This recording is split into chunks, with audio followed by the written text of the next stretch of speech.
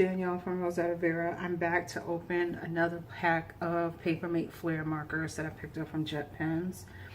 So this collection is the Scented Sunday Brunch collection from Paper Mate Flair. These are also 0.7 millimeter felt tip pens with a medium point. So unlike the last pack I opened, these markers actually have names and they have scents. So there's 16 markers in the pack. Let's see if I can read the names real quick.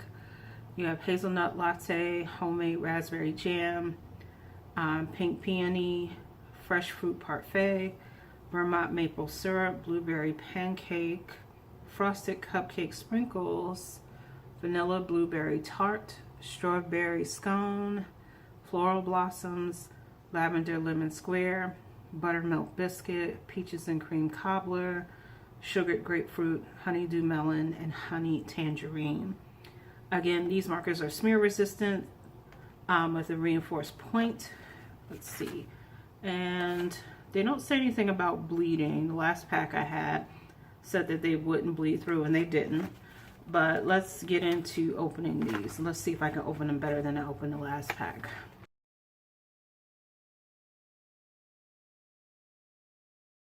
So, like I said, there are 16 markers in the pack, and they are scented. So these markers have the names of the colors on them.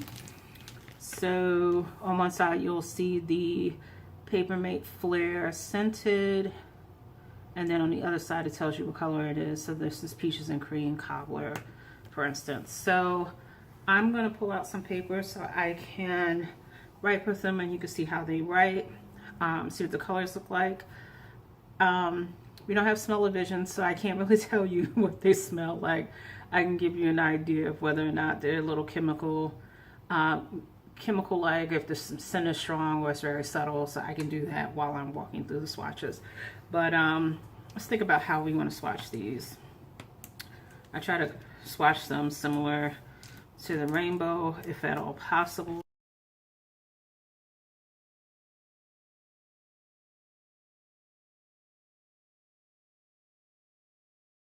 Alright, so let me pull out the paper. So I didn't mention in the last video, but I'm using a pad I have from Muji. This is 65% or more recycled paper. It's not very, I mean, it's a little thick, but not that thick. So as you can see, I had did the other swatches and it didn't bleed through. So let's see if these are going to bleed through. So I'm going to start from the top. All right. You get a little bit of smell. This is honeydew. Let's see, honeydew melon.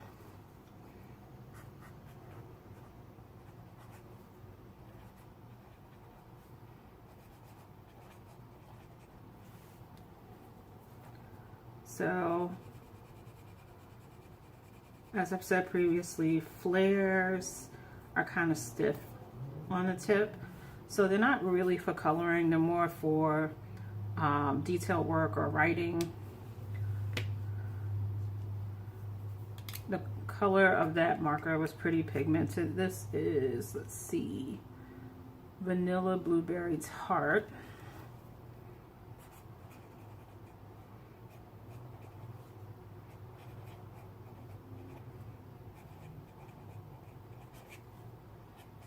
So the first thing I'm seeing, and maybe you could see it here, the tips don't seem to be solid. They seem like they're a little frayed because I feel like there's a little bit of a secondary line in me writing. I think you can see it here in the V, and you can probably see it in the top of the T.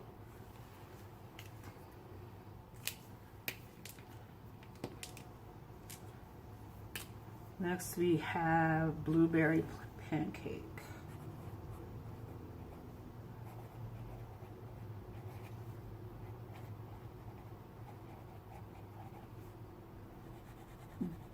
Yeah, definitely the tips on these seem very different than the last pack. I don't know if it's the scent, and you know what, I didn't check the scent.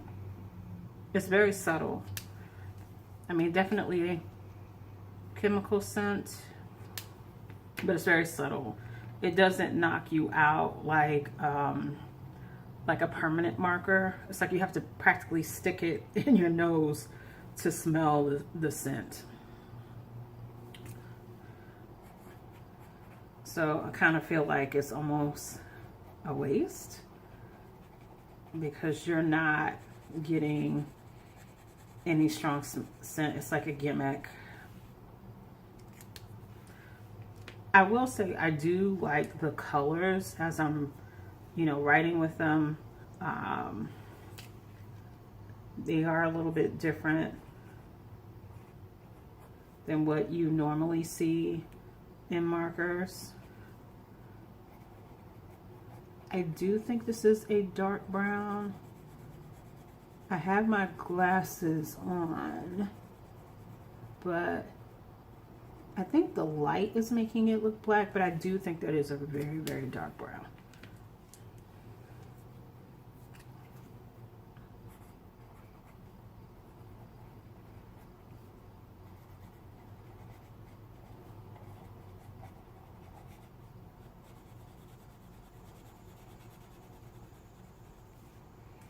Again, I think you can use these markers for journaling, maybe for some detailed work. That maple syrup one is a little stronger than the other scents. But you're not going to get a lot of flexibility for coloring or for lettering. This is Lavender Lemon Square.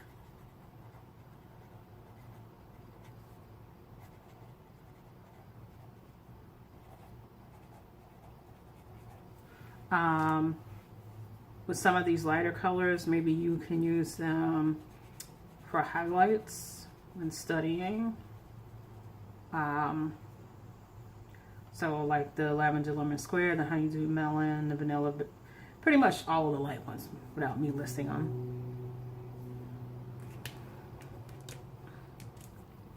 Let's see. Yeah, up here. This is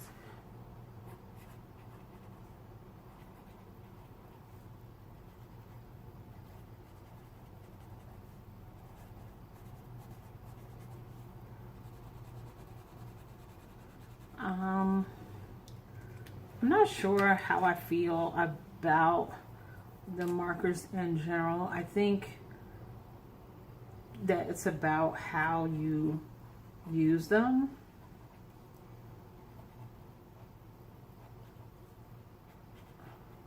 I think if you can find a use for them, they can be pretty nice, because like I do like the colors of these markers. I wouldn't use them necessarily for like planning or journaling, anything like that, because I prefer a gel pen, because I like the smoothness of a gel pen when writing, and these aren't very smooth. But I probably, for me, probably use them more in line art, I'm thinking.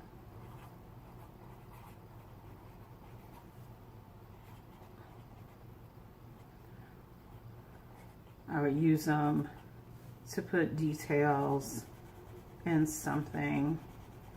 I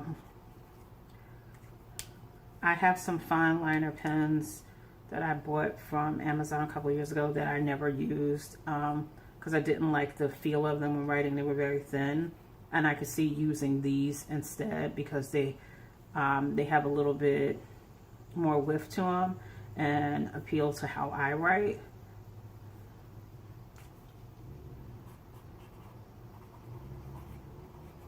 Again, you can kind of see, maybe you can kind of see that little bit of drag in the tip. Or maybe you can't see it. Maybe it's just all in my mind. Let's see, where am I at? Still got, let's see, still got about 5 to go.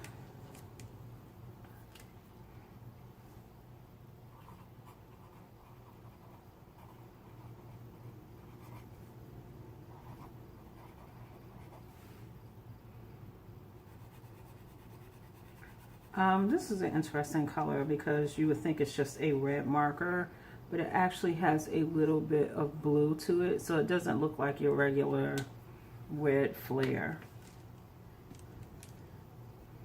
I'm gonna move up here. This is, it's getting harder to see with these backgrounds. Frosted cupcake sprinkles.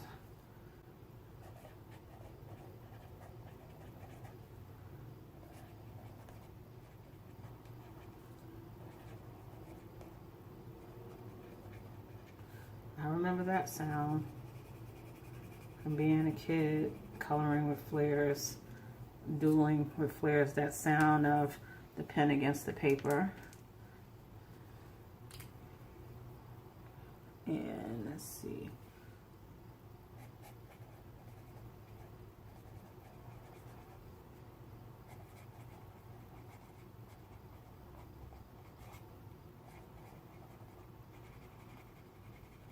I will say, as I'm going through these, the smell is getting progressively stronger. I think it's just my exposure to it, not necessarily that the smells are stronger in certain colors over other ones.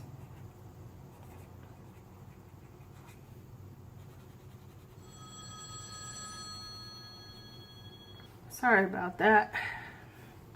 I had to take a short break. And then this is the last marker.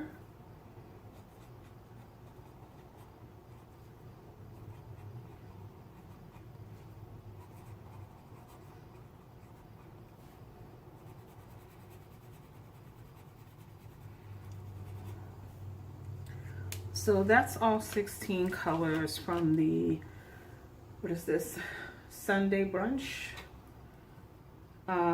collection of Paper Mate Flair, the scented collection. Again, Paper Mate Flairs to me are like an old school marker. When I was a kid, my mother definitely had them a lot in the office, so I had black, blue, and red, and I used to use them to line my artwork after I sketched. And I think I bought those partially because of that memory of using them as a kid.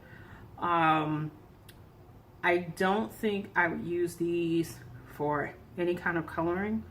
I wouldn't use these for studying. There are other highlighter markers that I enjoy better. I wouldn't use these for journaling because they don't have the kind of flow that I like. But like I said, I think I would probably use them the same way I used them as a kid, for outlining things, using them for line art. So if I was sketching something and I didn't want to use a black pen to outline things I wanted to line with color, I could see using these. The things I'm thinking of offhand are like drawing flowers, like instead of using black and making it more of a, cartoon outline, I think using markers like these would help it have more of a realistic look.